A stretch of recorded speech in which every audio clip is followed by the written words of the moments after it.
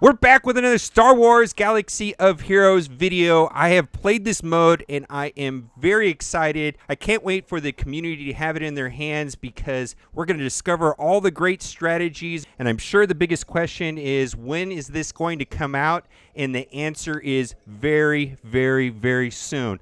Let's get into it. On Skype with me right now is CG Dan, who's a developer with the Game Balance team. Welcome to the show. Hey, thanks. Good to be here, man. I'm excited about this mode. We got to play it together. We spent 2-3 hours playing this mode. I thought it was a total blast. Yeah, I really, really am excited for territory battles. I love the way that guilds can interact, and you build a strategy that requires a lot of people. It's not just me putting 5 people on a screen and saying, let me achieve this victory. I really need to coordinate with the group of players that I play with. The better you coordinate, the better you assemble your strategies, and the better you all do. And you achieve that victory, you get the rewards together. It's awesome. Yeah, let's talk about why we're going to want to play in the territory battles. In addition to Hermit Yoda being the rewards in that new guild token store, I also saw that there was a lot of Gear 12. Tell me a little bit about Gear 12 and why it is so very important.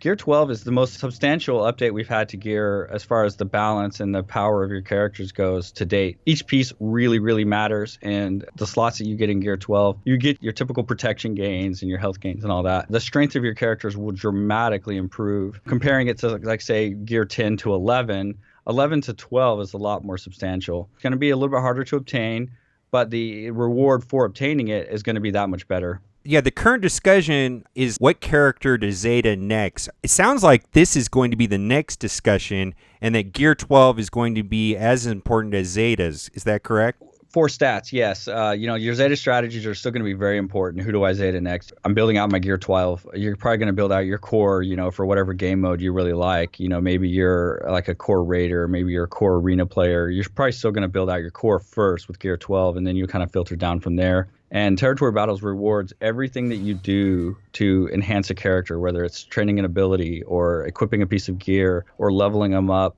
Everything you do enhances that character's potential in Territory Battles and, in the Galactic Power score you get as a result. So it's really rewarding in that nature. There was a suggestion in one of the posts that this is the first of many possible territory battles. Does that mean that this one could possibly end? What do you see happening in the future? Well, we can't really talk about the future content of the system, but the architecture is in place that content can be added to territory battles. One of the big questions that's been coming up is, how is the territory battle started and how often will this event occur? What starts the beginning and how is this going to stop guild hopping and things like that?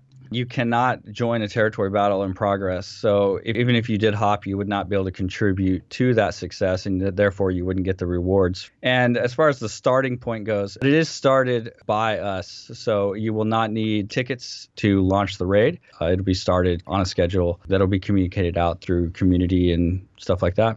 So it could be like it starts every single Friday and it'll run Friday, Saturday, Sunday. Is that a good example, and it'll happen weekly? That would be an example. I'm not sure if it's going to happen weekly, so I can't commit to the exact schedule on it. It'll be started. It'll last for 3 days, 6 phases of 12 hours each. So each one will have a 3-day time period. Can't say for sure that it'll always start on a Friday. Can't say for sure. And it'll be started regularly. During the 3 days, there's going to be 6 12-hour phases. How much time is going to be required to play one phase?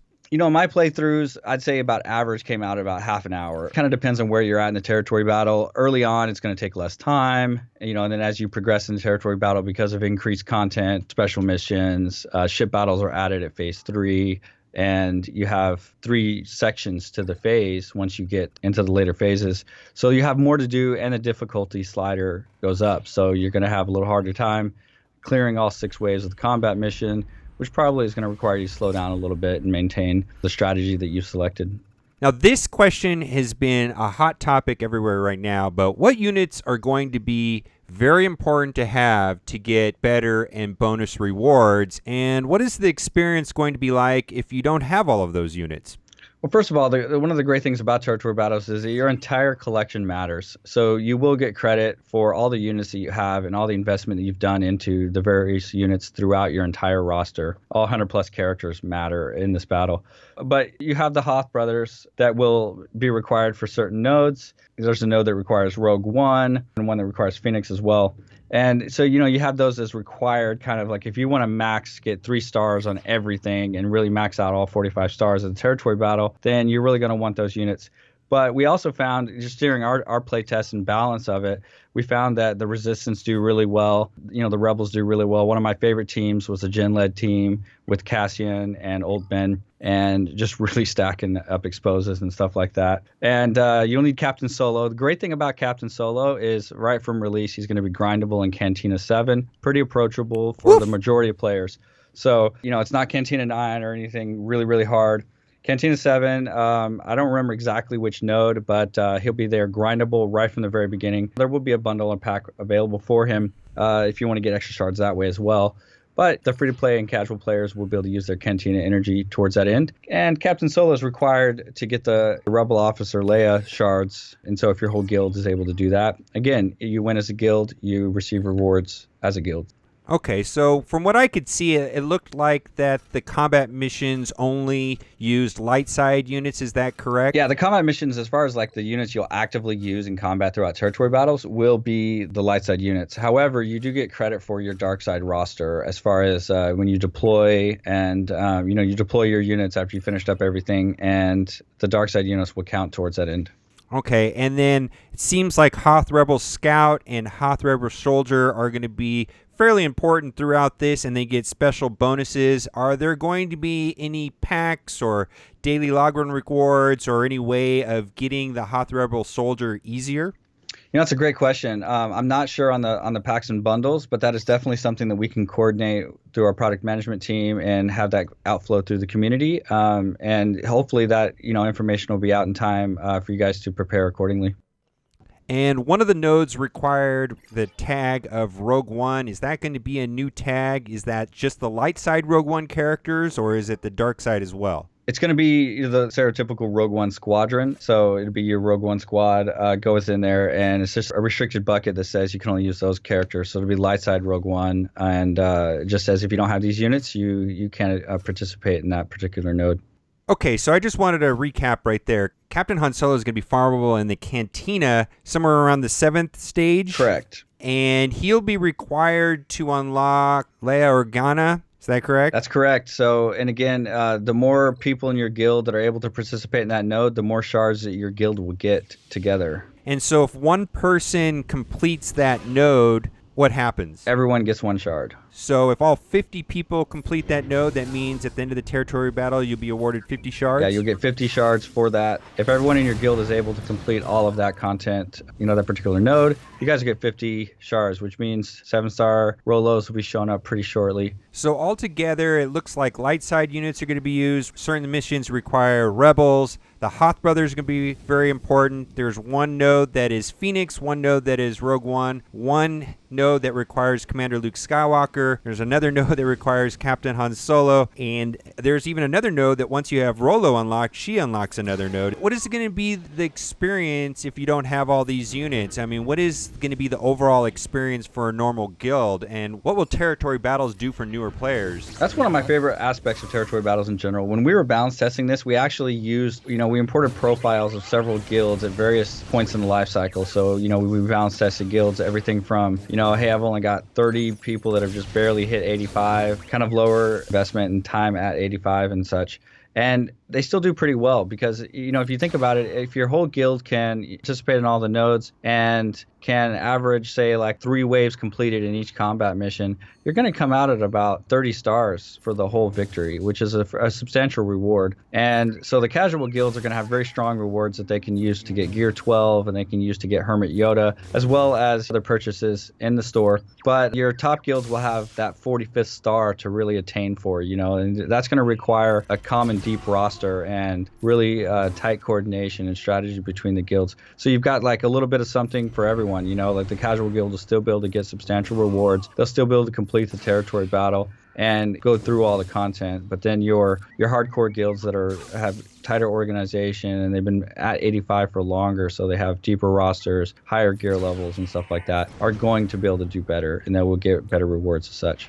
Yeah, I'd be personally disappointed if we could totally crush it day one, kind of like the heroic AAT raid. It took time to figure it out, and that was a part of the whole process. I really enjoyed that process myself. Yeah, and I feel like that, your top guilds are probably going to get to the 45th star fairly quickly, but then really it's going to take some time investment to, so that they have a chance at, maxing out the Rolo shards as well as the other content there. They're going to want gear 12. They're going to want to be repeating this, and they're going to want to try different strategies, and there's some random variants added to it as well. Like the Platoon missions don't require the same characters each time, and just going through all of this and trying to come up with the best strategy, just like in the HAT. And I feel like that same thing will happen as people try to do better and better, and they coordinate tighter, and they will be able to apply their damage better. Okay, before we talk about stars and how to get stars in the Platoon missions, is there going to be a leaderboard, and is that leaderboard going to be important as far as rewards? The leaderboard will exist, very similar to the raids. It's going to be bragging rights only for now. Okay, so how do we get stars, and why are stars important? You mentioned a couple times that the maximum is 45 stars. How does that work? So you get stars based on the level of mastery that you have there, and that's measured by the territory points that you'll be rewarded for completing missions, for deploying, so all the different things. And so each player will be able to bring in their whole roster. You get points for like a combat mission, for example, clear all 6 phases, you're going to get a bonus for each wave completed. Say you're only able to clear 3 waves, you're still going to get the bonus points for those 3 waves that you were able to complete. And so there's like ways to earn bonus points by completing those, as well as the points that you'll earn from contributing your roster during the deployment nodes, and you get points for contributing to Platoon missions as well. Each of those points is added up on each phase, and you're awarded a star count, 3 stars being, the maximum that you can receive for a section in a phase. As you notice in your playthroughs, you had early phases, you start out, you just have the 1, right? That's kind of just figuring it out. So you can get 3 stars there. The next one you have 2, so you can get 6 stars in that phase, and then in the 3rd phase and on, you could have 3, so that's 9 for each of those. As you go through, you'll be able to rack up those rewards. At the end of the day, if you master every node, you're going to get the 45. Okay, so that the first phase, you can get a maximum of 3 stars. The second phase, you can get a maximum of 6 stars. After that, it's 9. And after the 3rd phase, it has the introduction of ships. Is that correct? Correct. So you'll see the introduction of ships, and the ships come with combat mission, a platoon mission, the ways to get stars there. You get the platoon missions for buffs, and then you'll have your combat mission, and everyone can deploy as well. Let's talk about the different type of missions. It looks like there's 4 different styles: deployment, combat, platoon, and special missions. Let's just talk about the platoon missions first. How does that work? So with platoon missions, the members of the guild, they can assign units that will enable and disable abilities in the subsequent phase. And so what'll happen is there's a random pool of characters, and you're looking at each one of those. It's broken into 6 buckets. For every 2 that you complete, you get another stage or level of the ability that's granted to you in the next phase. So if you fill out 2, that would be 30 units donated. Then you'll get level 1. So at 60 units donated, you'll get level 2, and at 90 units, you max it out at level 3, and you'll be able to, right when you're playing it, you can just tap on the ability and see the description of the, the level that you've attained already. So the better you do on those platoon missions and being able to round out and donate all those units, the better the ability you'll get in the subsequent phase. So the characters are random. Are they just light side, or is it a mix of light side and dark side? And is Commander Luke Skywalker one of the units that could be allocated in a platoon mission? I believe it's just light side, and we did remove Commander Luke from this so that people didn't have him, they didn't feel penalized. And then if characters required in that phase, for example, Hoth Rebel Soldier, then he will also be removed from the random pool so that you don't donate that. And then, oh, good.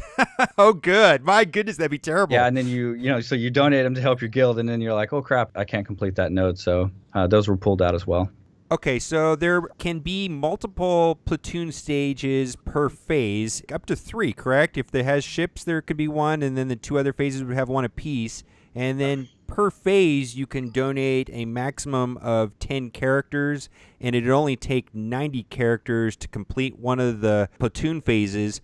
Is that correct? Yeah, that's correct. So if I sit down and I donate my maximum of 10, and a few other people in the guild do that as well, you can reach the maximum on that pretty quickly. Achieving the random assortment and making sure that you guys have coverage as a guild for those might require some coordination. You might want to, say, hey, I've got this unit at this star rating or whatever, and kind of donate that out. That'll be one of the grounds for strategy and coordination as a guild. And then as far as the phases go, my understanding is that the first phase is based around 2-star characters, and then the sixth phase is based around 7-star characters. Yeah, it increases as you go. And so it's kind of like a scaling up where you'll need to have characters with high star counts. And as far as deploying ships, that doesn't affect the pilot in any way, does it? No, it does not. The ship would be considered a separate unit for those purposes. And then why do you want to max out the deployments? Your overall star rating of that section will be dependent on the total amount of points you've gained, and you will not be able to reach 3 stars in those phases without deploying units. It's like a direct contribution of the points that you have in your roster to the common pool for the guild. And there's going to be buffs for the next phase if you get all 6? In the platoon missions, yes. So you'll have a special ability granted, or in the case of phase 6, you'll have an ability that the boss will not have. So the buffs will affect the next phase, and then in phase 6, the buff will be actually debuffing the boss or something like that? It'll be kind of like a debuff to the content you fight there in phase 6. Okay, let's talk about the combat missions. What does it mean that you cannot retreat inside of the combat missions? So you are welcome to retreat. And territory battles, it's called forfeit. However, it works very similar to the arena. So if you do forfeit, it'll count as a loss. There's 6 stages on those, right? Why would you want to do that? Well, if you had gotten into, say, wave 6 and you're like, man, I'm about to be crushed or whatever, and you just kind of forfeit to save yourself that time, you're still going to get credit for the waves that you did complete. So if you were in 6 when you forfeited, you would get credit for the 5 that you completed. There's no real strategical reason beyond saving yourself a minute or two. Okay, so there's 6 rounds in the combat missions. How are points awarded, and how does that affect the star rating inside of those combat missions? So you get the credit for using that unit in the battle. So the deployment score of that unit, you'll get credit for that. And then at the end of each wave that you fight in the combat mission, you'll see wave 1 completed, you earned this much bonus points. Wave 2 completed, you earned this much bonus points, and it scales up so that you receive the biggest bonus if you do clear the final wave of that mission. Okay, and I saw that there were a lot of tricks, which I'm sure to be discovered, elite units and different units doing different things. We're going to have fun learning about that.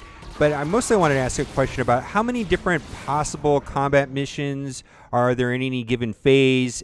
Basically, I'm trying to ask, how many complete teams would you need to finish a particular phase? It's kind of up to your roster and your strategy there as far as how you choose to use that. You could kind of break it down as far as the design and the balance of the feature. You have, in phase 1, there's 1 combat mission, and then each section of the subsequent phases can have a combat mission. But your roster resets at the end of each territory battle phase. So you have access to your full roster again at the end of that 12-hour period, and so you can just do it all again the next time. So you'd have a maximum of 3 combat missions, one of those being a ship, but that also needs to be weighted against if you're doing any special missions and stuff like that, which would require other squads, because in each phase, you can only use that unit once. I saw a particular phase that had 2 combat missions, 1 special mission, and 1 ship mission, so it was like I had to play 4 battles. Does that sound about right? Yeah, that sounds about right. Okay, now let's talk about special missions because they play similar. How are they different from combat missions, and especially talk about the rewards? They play out kind of similarly, except you have required units and you have unique rewards. For the example of the one that requires Captain Han Solo, you use him in that special mission and you're able to receive the Rolo shards for completing that. So it's very similar to combat mission. It'll play out the same. You have the waves, except that the rewards are unique, and in this case, it's the Rolo shards. It was described to me that this is like a mini legendary event because the shards are important in these events. Is that correct? Yeah, the shards are crucial. If you're wanting to, kind of max out your Rolo that early to be ahead of the curve or whatever and be able to use her in territory battles as well as other content in the game, then every shard's going to count, and that's the only place you can get them. Okay. And then lastly, let's talk about the deployment phase, which is actually pretty easy to do, right? But this is where the dark side characters are important? Correct. This is where your whole roster counts. You finished out your content. You can select the units you want to deploy. For example, if you wanted to spread out the points across the 3 sections of the phase, in the case of characters, it'd be 2. So you could say, hey, I want to put this part of my roster on this section and this part of my roster on the other. Or you can simply tap assign them all, and that'll put your entire points on that one section. Awesome. Very exciting. If you had one thing that you wanted to tell everybody going into this, what would you say? I'd say talk to your guild, do the best you can to coordinate, and really get excited together because, I mean, it's been a ton of fun getting to balance test it and play test it and go through the different iterations and see how it's improved. Talk to your guilds, work out the strategy, communicate. I feel like it's the most fun when you play with other people kind of thing. You play together, you win together, and you're rewarded together, which feels amazing. It's a lot of fun. I got to say, I'm very excited about it. I enjoyed playing it, but I'm mostly excited about getting these G12 parts because Gear 12 looks like total beast mode. It is drastically better than Gear 11. Does that sound about right? Yeah, Gear 12 is going to be a phenomenal increase to your character's combat power. You're going to do everything stronger, and especially the comparison when imagine going back to some content that you were trying to get 3 stars on, and you're really struggling, and all of a sudden you get Gear 12 and you go back to that and you can kind of cap out that 3-star. You're going to do better in arena. You're going to do better in the raids.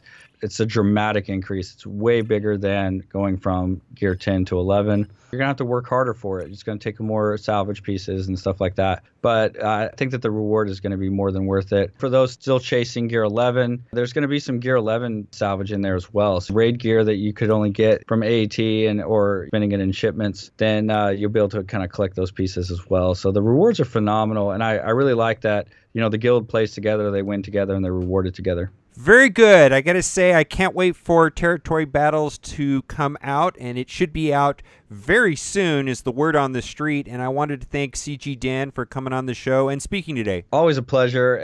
Be sure to like if you got something out of the video and subscribe to the channel. There's tons of new content coming. And as always, thanks for watching and keep on gaming.